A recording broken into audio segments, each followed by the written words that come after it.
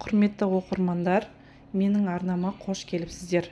Бүгін сіздерге әйел туралы мақал-мәтелдер айтатын боламын. Арнаға тіркеліп, лүпіл баса кетіңіздер. Әйелдің пірі Бибі Фатима. Әйел 40 шырақты.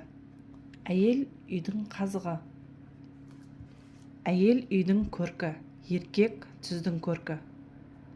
Асыл әйел әрі еркек, әрі қатын. Еркек бас, әйел мойын. Еркек түз сақтайды, әйел үй сақтайды.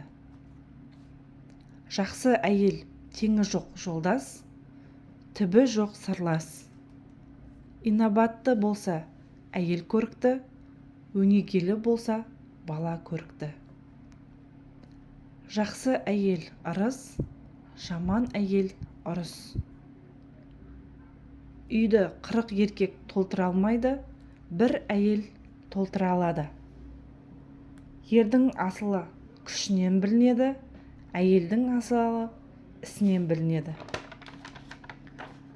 Жақсы қатын жаман еркекті адам етеді. Әйелді басынан, баланы жастан. Еркекке жүрек керек, әйелге тірек керек. Ақылды әйел күйеуін ойнап айтқанын ойлап табады. Ерге жаққан қатын елге де жағады. Қапияда қатын ақыл табады. Көріп білген көріктіден, көрмей білген текті артық. Жақсы қатын жарының жақсылығын асырар, жамандығын жасырар. Сиырдың сүті болсын, әйелдің асы болсын. Қатын ерге қарайды, ер жерге қарайды. Бақпасаң мал кетеді, күтпесең қатын кетеді.